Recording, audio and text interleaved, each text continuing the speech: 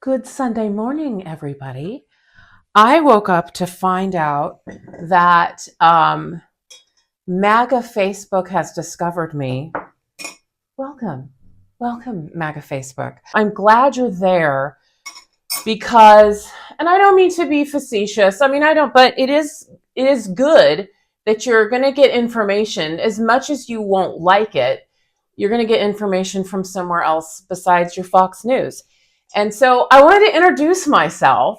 My name is Shannon. I'm a Marine Corps spouse of 30 years. My husband is recently retired. I'm a practicing Catholic. I have 7 children. And, I talk about the influence of Opus Dei in Project 2025. Opus Dei is a fascist far-right Catholic cult within the Catholic Church.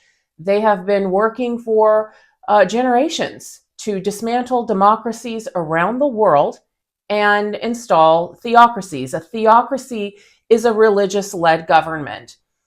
And Project 2025 is exactly to install a religious-led government, a theocracy, okay? And Opus Dei and the people, other fascist far-right Catholic cults within the Catholic Church, which I speak at length about this in my long-form live presentations that I do on Zoom every Sunday. And I put the replay up on YouTube.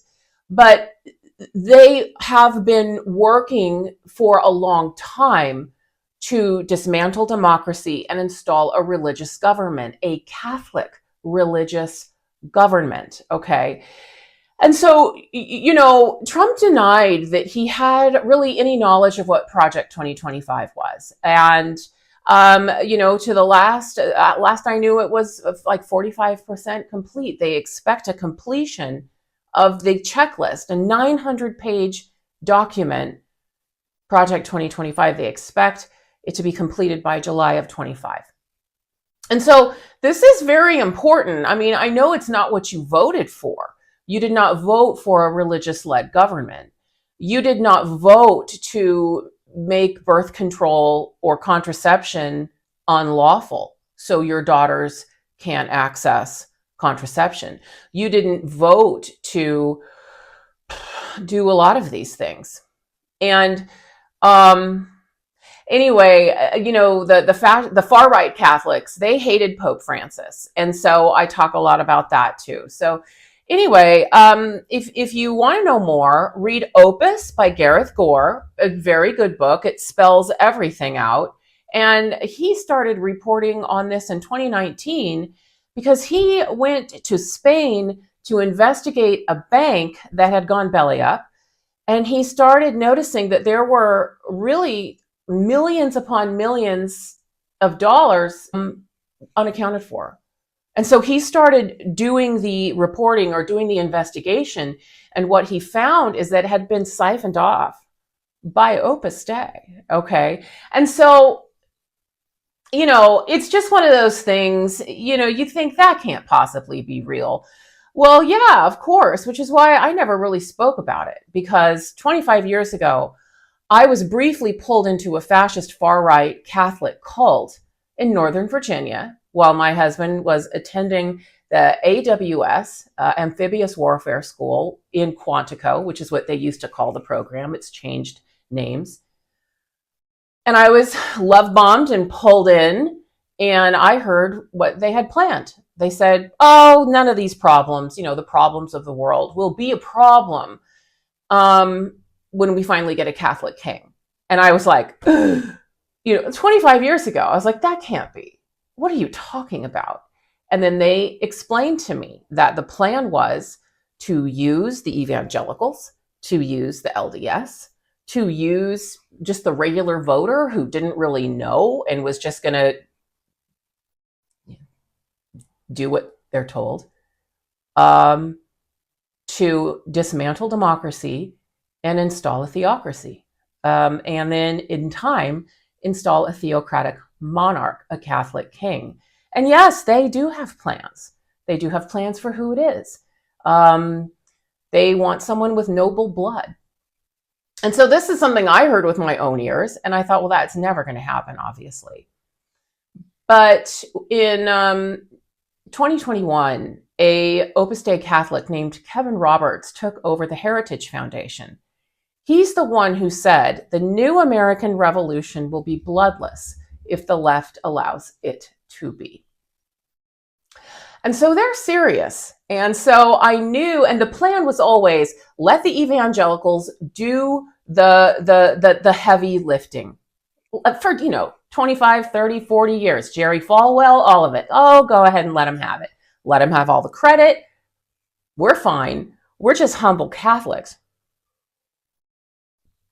And the plan was to put their Catholic stamp on it at the 11th hour, which is exactly what they did in 2021. And they rewrote Project 2025 to outlaw contraception, which is very Catholic. And I say this as a practicing Catholic with 7 children and a Marine Corps spouse. So anyway, that's who I am. Welcome. I'm probably not going to engage comment to comment because I just don't have time anymore. But I do want you to know that if you do, say nasty stuff, it's okay. I offer it up because I'm Catholic. I'm like, I will offer this up. And it increases my algorithmic reach. And so more and more people are seeing my message. And it's not just me who's saying this. It's Gareth Gore, the author. We're all starting to find each other. And we're all starting to say, hey, everybody, this isn't about MAGA versus non-MAGA. That's the big smoke screen. That's the big puppet show. Libtard. This is about Project 2025 being implemented, why we all fight amongst ourselves. So anyway, welcome. I also cook, if you want to join me for my cooking videos. Anyway, I'm preparing a long Zoom presentation for this evening. And really the thesis is the fascist far-right element of the Catholic Church the very epitome of fascism? And is their viewpoint, can their viewpoint ever be changed from their interpretation of natural law, which is a theocracy is the goal, and unless you want a theocracy, you're a heretic. Okay? So that's what we're going to study in depth. I'm starting very simple. I'm trying to make it applicable for anybody. So, do you believe that unless you get a Catholic king, you are living in a heretic nation? Because that's where they're going. And they're very intelligent. They've been working on this for decades, if not longer, because they're still pissed about the Protestant Reformation. Anyway, I'm going to go back to work. Put this all together. Thanks a lot. Bye. They say separation between church and state, they told me. I said, all right, let's forget about that for one time. We said, really, the separation? I don't know. Is that a good thing or a bad thing? I'm not sure.